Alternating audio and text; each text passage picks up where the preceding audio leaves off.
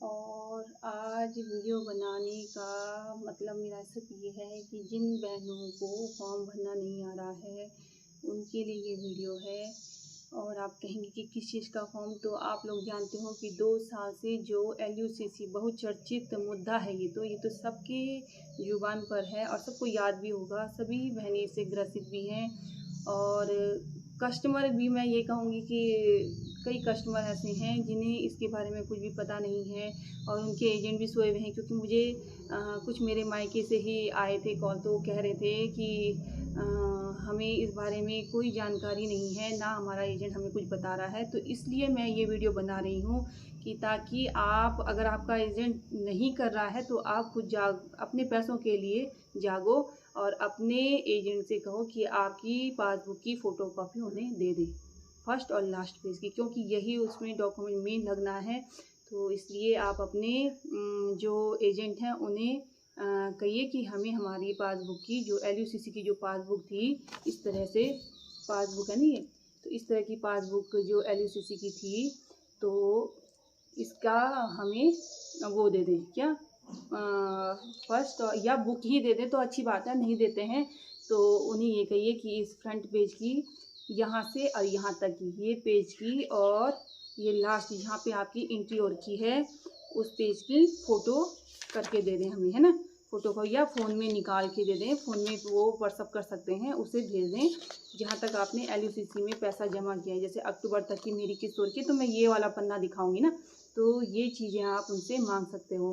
फिर दूसरी बात मैं ये कहना चाहती हूँ कि इसमें वो महिलाएं जुड़ी हैं, कई महिलाएं ऐसी हैं जिन्हें, जो काफ़ी बुज़ुर्ग हैं, एक दूसरा पढ़ी लिखी भी नहीं है, तो उन्हें ये फॉर्म भरने में बहुत दिक्कत हो रही है, बहुत ज़्यादा परेशानी है। वास्तव में ये फॉर्म ना इस तरह से बनाया गया है कि इसे भरना हम लोगों के बस में भी नहीं था, बहुत टफ बनाया गया है। क्योंकि इसमें जो 12वें नंबर पे जो डाला गया है, सबसे बड़ी बात वो हम सीपीओ को भी नहीं पता थी। ये जो बड़े बड़े लीडर, अचीवर, ब्रांच मैनेजर हुआ करते थे, वो जाने इसको, क्योंकि उन्होंने पैसा इसमें जमा किया, हमने ब्रांच में पैसा जमा किया, तो हमें सिर्फ इतना ज्ञान है कि हमने पॉलिसी नंबर डालना है।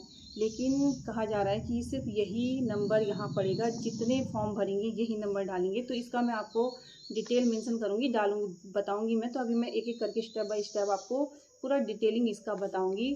तो इस वीडियो के माध्यम से मैं आपको फॉर्म भरने की प्रक्रिया से लेकर के डिलीवर तक की, यानी कि स्पीड पोस्ट करने की प्रक्रिया से लेकर के और डिलीवर तक की प्रक्रिया इस वीडियो के अंदर मैं आपको बताऊंगी। दूसरा मैं ये कहना चाह रही हूँ कि जिन बहनों को फॉर्म भरना नहीं आ रहा है, तो अगल बगल अगर आप लोग सक्षम हैं फॉर्म भरने में, आप लोग जानते हैं या आप लोगों ने भर दिया है, तो उनकी हेल्प भी करें। क्योंकि हम एक ही पीड़ा से गुजर रहे हैं, तो आप उन लोगों की हेल्प जरूर करें, उनका फॉर्म भरें। और क्योंकि जो जिम्मेदारी बड़े लीडरों की थी, वो जिम्मेदारी वो निभा नहीं रहे हैं, तो इसलिए हमें भरना पड़ेगा। उन महिलाओं को उन्होंने जोड़ने के लिए तो जोड़ दिया है, लेकिन कमीशन खान था उन्हें, तो इसलिए उन्होंने जोड़ दिया। लेकिन वो ये नहीं, ये इस समय उनको उनकी हेल्प करनी चाहिए थी, पर वो बिल्कुल तैयार नहीं है। तो मेरा आप सभी से अनुरोध है कि उन बहनों का फॉर्म भी ज़रूर भरें, क्योंकि इसकी लास्ट डेट अब 14 अगस्त की बताई गई है। तो 14 अगस्त से पहले पहले सारे फॉर्म वहाँ सबमिट हो जाएँ, उस कार्यालय तक पहुँच जाएँ जहाँ इसे भेजना है। तो ज़रूर इसको आप कोशिश कीजिए कि सभी बहनों के फॉर्म भर सकें। दूसरा, अब मैं आपको बताऊंगी कि ये फॉर्म इस तरह का फॉर्म है, और यदि इसको मैं अपने चैनल के माध्यम से आप तक भी पहुंचाऊंगी, तो आप इसका स्क्रीनशॉट लेकर के आप इसे निकाल सकते हैं। और जितने आपके फॉर्म भरने हैं, यानी कि जितनी आपकी बुक होंगी, यदि मेरे नाम की 3-4 हैं तो मुझे 4 फॉर्म निकालने हैं। ऐसे नहीं कि मेरे नाम की 4 बुक्स हैं तो हम एक ही फॉर्म निकाल करके उसे भर दें, तो ऐसा नहीं करना है। जितने आपकी बुक्स होंगी, क्योंकि हर बुक में अलग अलग पॉलिसी नंबर है, अलग अलग उनकी ओपनिंग डेट है, और उसका अमाउंट भी अलग अलग हो सकता है। किसी में 1000 होगा, तो किसी में 2300 होगा, किसी में 2200 होगा, किसी में 500 की होगी। तो सबकी रकम भी अलग अलग है, उनका पॉलिसी नंबर भी अलग अलग है, और उनकी ओपनिंग और मैच्योरिटी डेट भी अलग अलग है। तो इसलिए आपको 4 फॉर्म निकालने होंगे, है ना। जिसके 3 है तो 3 निकालेगा, जिसके 4 है तो 4 निकालेगा, उस तरह से ये करना है। तो आपसे सबसे इम्पोर्टेंट बात, क्यों ये डिफ़िकल्ट है, ये चलो ये नंबर हमने जहाँ इधर उधर से पूछ करके हमने निकाल भी दिया है, या मैं ही बता रही हूँ आपको, तो ये आप पढ़ सकते हो। लेकिन सबसे डिफ़िकल्ट है ये वाला, ये इसलिए डिफ़िकल्ट है कि इसमें कोई भी सिग्नेचर करने को बिल्कुल तैयार नहीं हो रहा है। ये बनाया इस तरह से गया है कि बहुत मुश्किल हो रही है अटैच करने में। यहाँ पे एक आपका जो अभी वर्तमान समय का जो फ़ोटो होगा वो लगेगा, पासपोर्ट साइज़ फ़ोटो, और एक पत्र अधिकारी द्वारा ये सत्यापित होना है। तो आप जानते हैं कि हर कोई एक जैसा नहीं होता है, बहुत दिक्कतें आ रही हैं। फॉर्म आप आराम से भर सकते हो, लेकिन ये अटैच करने में बड़ी समस्या हो रही है, तो इसलिए दिक्कतें ज़रूर बनाई गई हैं इसमें। तो बाकी इसमें बड़े जो भी हमारे संघर्ष करने वाले जितने भाई हैं, दीदी हैं, वो इस विषय में लगे हुए हैं कि कैसे करके इस समस्या का समाधान किया जाए। पर जो फॉर्म की जो प्रक्रिया है वो मैं इस वीडियो के माध्यम से आप तक शेयर करूँगी। तो फर्स्ट से और मुझे लगता है 11वें नंबर तक तो बहुत ईज़ी है। फर्स्ट में तो आपका हिंदी इंग्लिश में नाम पूछा गया है, तो जब आप भरें तो कैपिटल लेटर में ही भरें, क्योंकि ताकि साफ-साफ फॉर्म भरा जाए, कोई भी कट-पट ना हो, और आपकी जो राइटिंग होगी वो भी उन्हें समझ में आ सके। तो इसे कैपिटल लेटर में ही आप इसे फिल करें। फिर यहाँ पे दूसरे नंबर में आवेदन के पिता का नाम या पति का नाम आएगा। जैसे हम लेडीज़ें हैं तो हम अपने हस्बैंड का नाम लिख सकती हैं, या जैसे जेंट्स हैं तो अपने पिता का नाम लिख सकते हैं, या कई ऐसे बच्चे हैं उनके नाम से भी ये पॉलिसियाँ ओपन हुई हैं, ये आरडियाँ खुली हुई हैं, तो वो भी अपने पिता का नाम लिख सकते हैं। तो ये सारा इसमें मेंशन है, ऐसा कुछ भी इसमें दिक्कतें नहीं है। फिर यहाँ पे सीधे मैं 6वें नंबर में आती हूँ। देखो, आवेदन का पता ये आप बुक से निकाल सकते हैं, छोटा करके लिखिए, मेन लिखिए। बाकी पट्टी नादल सो ये लिखने की ज़रूरत नहीं है। मेन आप कहाँ के हैं और क्या आप मतलब यूके से हैं, यूपी से हैं, जहाँ के भी हैं आप वो लिखिए, है ना। और मेन आपका जहाँ पे आप रहते हैं वो लिखिए। तो बुक में भी बहुत लंबे पते हैं जिसमें कॉलम नहीं हो पा रहा है पूरा, तो इतना लंबा लिखने की ज़रूरत नहीं है। मेन लिखिए जो जिससे मतलब पता चल सके कि आप किस जगह में हैं और कहाँ के हैं आप हैं। तो ये हो गया कंप्लीट। फिर उसके बाद लिखना है आवेदन का पिन नंबर। पिन नंबर भी आप आराम से भर सकते हैं। आधार नंबर भी बहुत इजी है, सारी डिटेलिंग बहुत अच्छी है। फिर सीमिति सदस्य संख्या। अब सीमिति सदस्य संख्या में कई लोग कन्फ्यूज़न करें कि क्या भरें। तो सीमिति सदस्य संख्या में आपकी आएगी मेंबर आईडी। तो मेंबर आईडी आपको बुक के जैसे आप पलटेंगे ना, तो यहाँ पे आपको मेंबर आईडी दिखाई देगी, ये देखिए दूसरे नंबर पे। तो यहाँ पे मेंबर आईडी लिखी हुई है बुक की। यहाँ पे क्या लिखा हुआ है, मेंबर आईडी। ये है सीमित सदस्य संख्या। ध्यान दीजिए, यहाँ पे मेंबर आईडी ये आएगी। तो कहीं आप ऐसा ना सोचिए कि मेंबर आईडी क्या है, ये है। तो जो भी कस्टमर हैं उनकी बात मैं कर रही हूँ। बाकी सीबी को बहुत अच्छे से पता है, एजेंट को अच्छे से पता है, लेकिन कस्टमर अगर स्वयं अपना फॉर्म भर रहे हैं तो उनके लिए मैं ये बताना चाहती हूँ कि मेंबर आईडी आपकी ये है सीमित सदस्य संख्या, ठीक है। फिर आता है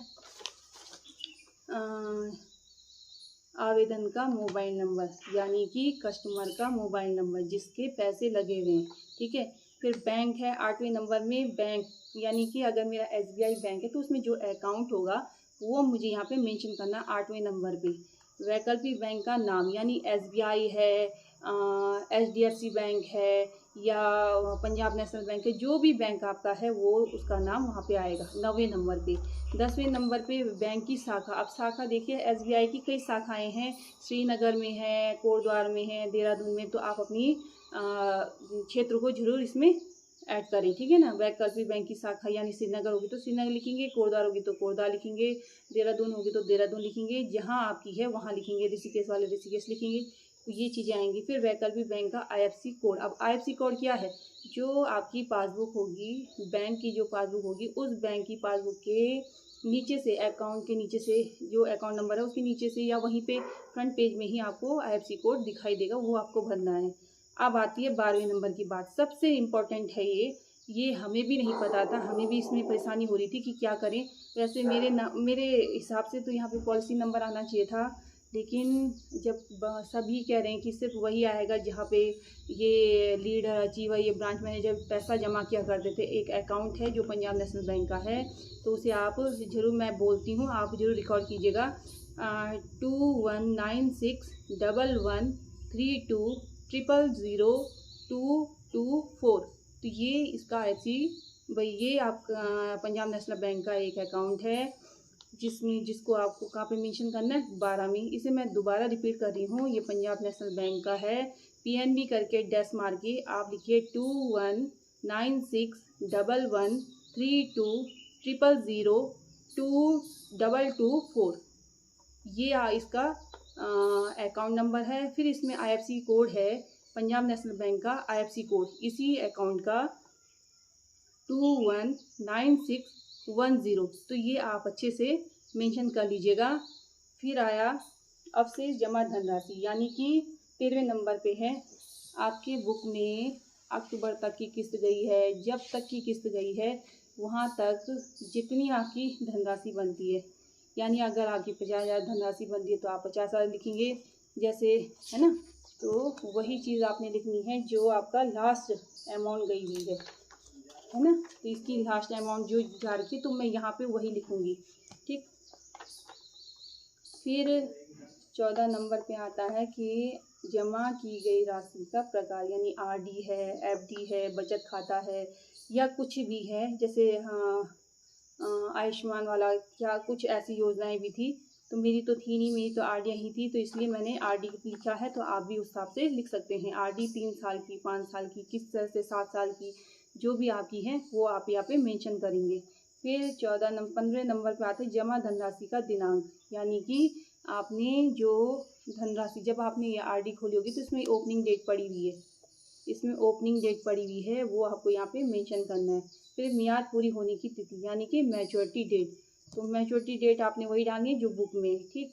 फिर कुल दावा राशि भी वही आएगी। हाँ, जिनकी सितंबर में पूरी हो चुकी थी और अक्टूबर में पैसा मिलना था, यानी जिनकी 3 साल की थी और 36 किस्तें जा चुकी थी, तो वे अपना पूरा ब्यौरा लिखेंगे, यानी कि मैच्योरिटी अमाउंट जो बुक में लिखा है वही आप लिखेंगे। यदि मेरी 1,000 की 3 साल की अगर RD है और वो नवंबर में पूरी हुई है, तो वहाँ 36,000 पहुँच चुके हैं, यानी कि हमने ब्रांच में 36,000 जमा कर दिए हैं। और अक्टूबर में उन्हें उन पैसों ने मिलना था, यानी कि मैच्योरिटी पूरी होनी थी, तो जो बुक में होगा, यानी कि वहाँ पे 47,000 कुछ था, या जो भी मैच्योरिटी अमाउंट बुक में दिया होगा वही आप लिखेंगे। वहाँ पे कुल दावा धनराशि वो ही नहीं आएगी जो आपने जमा की, 36,000 नहीं, वहाँ पे वो आएगा जो ब्याज सहित था। तो आप इसे ध्यान दीजिएगा। बाकी जिनकी पूरी नहीं हुई थी तो वो वही लिखेंगे जो उन्होंने दी है ना। फिर खाते में अंकित, फिर है 18वें नंबर पे जमा राशि के संदर्भ में प्रमाणक। तो जमा राशि के संदर्भ में प्रमाण हम पे क्या है, हम पे प्रमाण है पासबुक। तो पासबुक की फोटोकॉपी लगानी है, तो पासबुक आप यहाँ पे लिख सकते हो।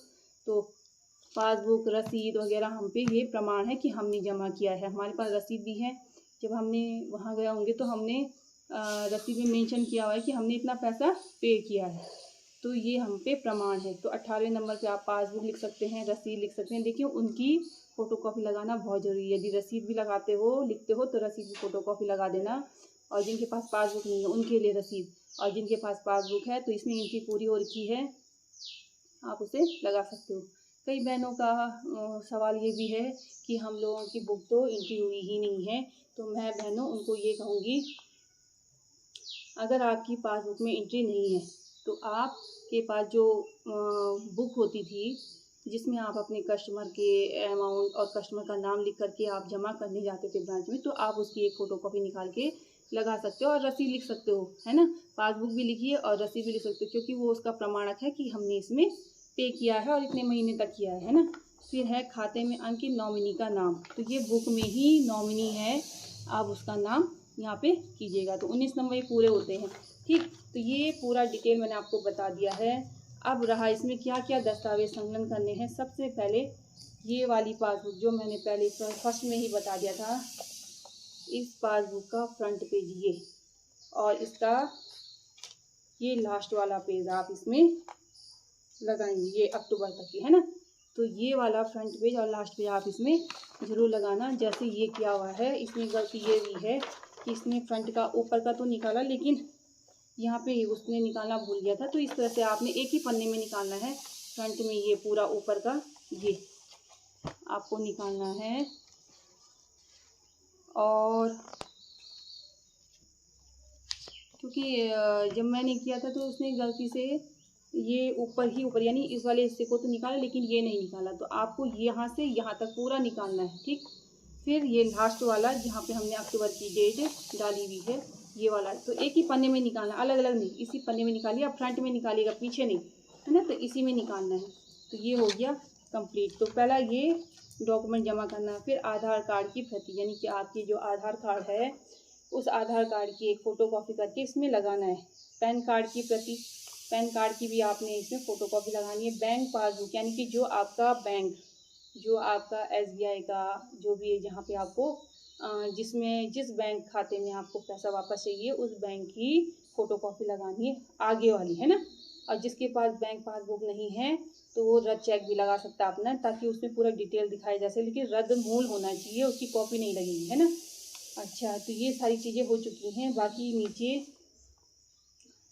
ये घोषणाकर्ता के हस्ताक्षर, नाम व हस्ताक्षर, यानी कि जिसने ये दावा किया है, जिसकी ये ID है, तो उसका नाम और उसके बाद उसके हस्ताक्षर रहेंगे, उसके हस्ताक्षर होंगे। फिर उसके बाद उसका मोबाइल नंबर आएगा और ईमेल ID यदि है तो लिख सकते हैं, नहीं है तो कोई दिक्कत नहीं है। और यहाँ पे खाता संख्या वही आएगा जो जिस बैंक में आपको पैसा वापस चाहिए, है ना, रिटर्न चाहिए, तो ये आपको मेंशन करना है।